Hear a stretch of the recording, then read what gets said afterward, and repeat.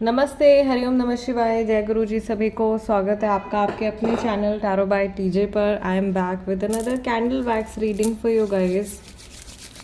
आज के दिन में आपके क्रश की एनर्जी चेक हम करने जा रहे हैं, यानी कि कोई ऐसा व्यक्ति जिनको आप पसंद करते हो लेकिन कोई प्रॉपर रिलेशनशिप आपका इस पर्सन के साथ में नहीं है। और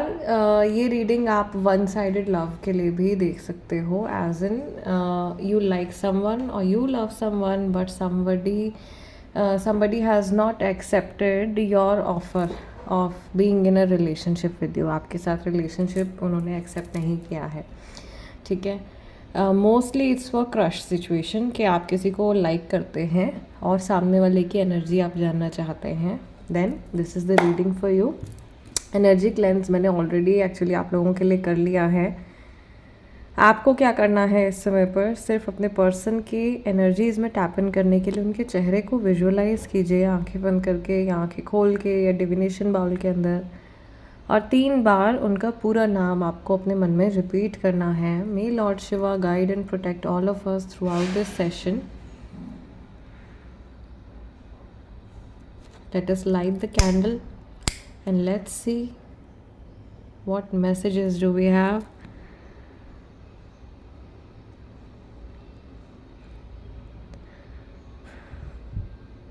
सबसे पहली चीज़ जो मुझे यहाँ पे दिखाई दे रही है, actually even before the wax fell into the bowl, सबसे पहला जो मुझे हिंट आ गया, जैसे ही आप लोगों की कैंडल जली है, ये स्टबर्न इंसान है जिनके बारे में आप सोच रहे हो, या इनसे कुछ भी उगलवाना या एक्सेप्ट करवाना इज़ वेरी डिफ़िकल्ट। ऐसा हो सकता है कि ये पर्सन ऑलरेडी किसी के साथ रिलेशनशिप में है या किसी तरीके का कमिटमेंट इनका ऑलरेडी चल रहा है, या अभी अभी ये किसी से सेपरेट हुए हैं और मेंटली इन्होंने अपने एक्स पार्टनर को, अपने एक्स पर्सन को अपने मन से नहीं निकाला है। Okay, like their heart chakra or their emotional cords are still connected to somebody else। इनकी heart chakra और emotional cords अभी भी जो है वो दूसरे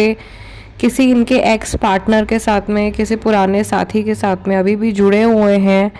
और ये इमोशन इनको पसंद नहीं है, ये फीलिंग, ये अनसर्टेनिटी इनको पसंद नहीं है, ये इसको अपनी लाइफ से हटाना चाहते हैं। ये पर्सन अभी सिंगल मुझे दिखाई दे रहे हैं, या मैक्सिमम लोग जिनके बारे में सोच रहे हैं वो व्यक्ति वैसे तो सिंगल है,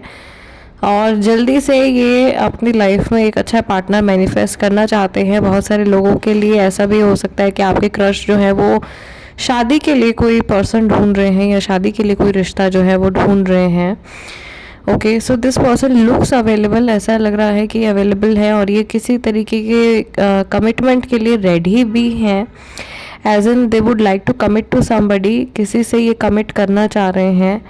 और मुझे ऐसा भी दिखाई दे रहा है कि ये पर्सन जो है ये धीरे धीरे जैसे अपनी लाइफ में आगे बढ़ने की कोशिश कर रहे हैं, but there are a lot of responsibilities on their shoulder. इनके घर की बहुत सारी responsibility, maybe work related बहुत सारी रिस्पॉन्सिबिलिटी इनके ऊपर है। ये पर्सन बहुत ज़्यादा स्ट्रेसफुल सिचुएशन से शायद अभी जूझ रहे हैं, या बहुत ज़्यादा स्ट्रेस ये लेते हैं, मे बी दिखाते नहीं है लोगों को, लेकिन काफ़ी स्ट्रेस जो है वो इनके मन में रहता है। आई कैन ऑल्सो सी कि ये पर्सन जो है अपने टॉक्सिक ट्रेट्स को हटाने की कोशिश कर रहे हैं, या ये जीवन में और बेहतर इंसान बनने की कोशिश कर रहे हैं। They are trying their very best. मुझे ऐसा भी लग रहा है कि इनको थोड़ा बहुत हिंट है, कई लोगों के पर्सन जानते हैं कि आप उनको पसंद करते हो, इनको नॉलेज है इस चीज़ के बारे में, और ये नहीं चाहते हैं कि ज़्यादा लोगों को इस सिचुएशन के बारे में, इस कनेक्शन के बारे में मालूम हो, पता चले, क्योंकि लोग जो है वो ईविल आई दे देते हैं, बहुत जल्दी से नज़र लगा देते हैं, ब्लेसिंग्स तो कम ही देते हैं। कंपैरिजन और ये सारी भावनाएं जो हैं वो ज़्यादा जल्दी लोगों के मन में आ जाती हैं, तो शायद इस बात का डर इनको है। और मे बी ऐसा भी हो सकता है कि बड़े इंट्रोवर्ट किस्म के पर्सन हैं और अपनी लाइफ को बहुत ज़्यादा छुपा छुपा के ये चलते हैं, as in it's very difficult to be intimate with them emotionally, या इमोशनली ये किसी के साथ में भी ना वल्नरेबल नहीं होते हैं।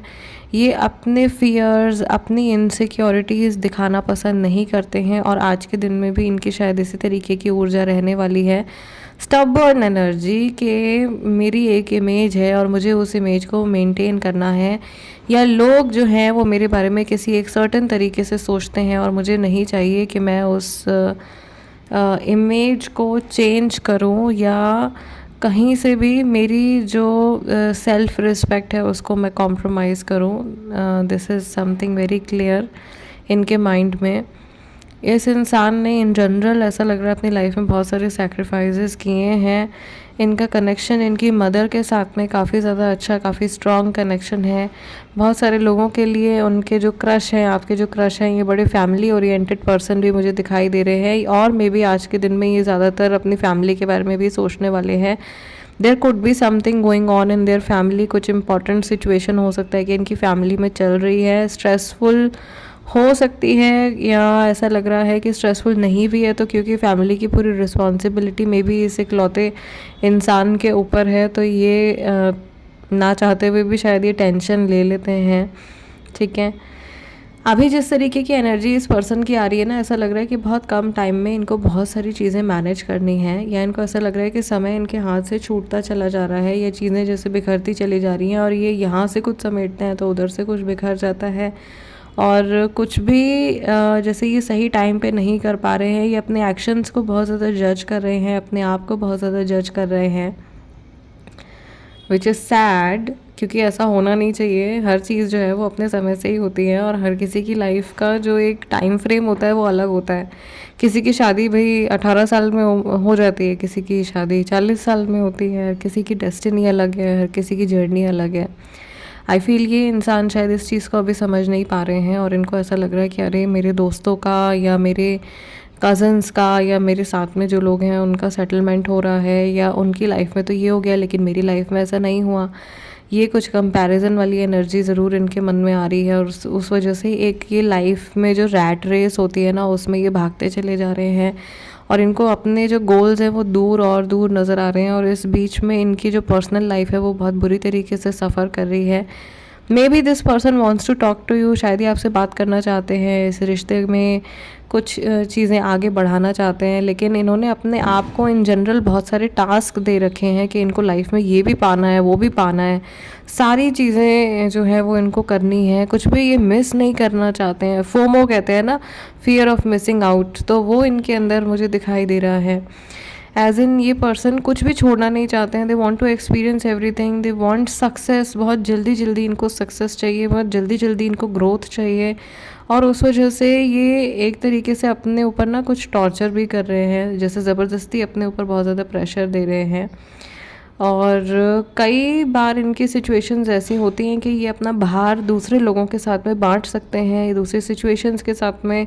या किसी और चीज़ के ऊपर फोकस कर सकते हैं, बट ये अपने आप को बिल्कुल भी रिलैक्स नहीं होने दे रहे हैं, और पिछले कुछ समय से इस तरीके की ऊर्जा इनकी बनी हुई है। आई फील मैक्सिमम लोगों के लिए तो ये मैसेज है कि स्पेशली जिन तक ये रीडिंग पहुंच रही है, ये सिर्फ आज की एनर्जी मुझे नहीं दिखाई दे रही है, ऑल्दो मैंने तो आज की एनर्जी चेक करी थी, लेकिन मुझे ऐसा लग रहा है कि आज की एनर्जी भी, एंड इंक्लूडिंग पिछले कुछ समय से, ये सिमिलर जो है इनका पैटर्न लाइफ का अभी चल रहा है, जिससे इनको जल्दी बाहर आना पड़ेगा, वरना ये अपनी तबीयत वगैरह ख़राब कर लेंगे।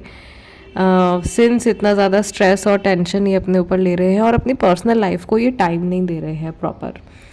ओके, इनको ऐसा लग रहा है कि may be they want a partner in their life, इनको एक साथी की ज़रूरत है जिससे ये अपने दुख सुख बांट सकें, जिससे ये अपने मन की बातें कर सकें,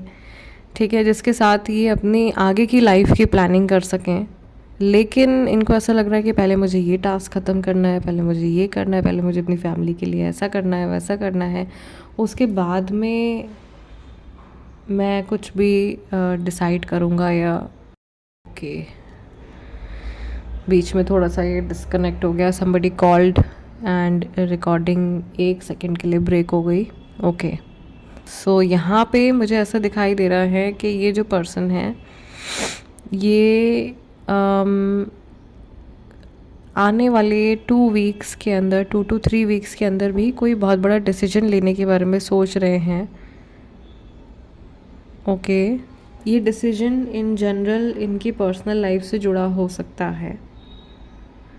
ऑल राइट, सो फिलहाल गाइज आज की रीडिंग को मैं यहीं क्लोज़ कर रही हूँ एंड आई रियली होप कि इस सेशन के थ्रू आप अपने पर्सन की एनर्जीज़ को समझ पाए होंगे। वैक्स भी हमारी ऑलमोस्ट फिनिश हो गई है। जाते जाते आपसे बस यही रिक्वेस्ट रहती है कि आप प्लीज़ लाइक दे दीजिए, that is energy exchange.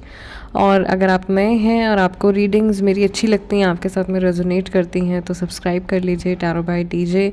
I will see you guys next time in next reading, next video. Till then नमस्ते, टेक केयर, जय गुरु जी।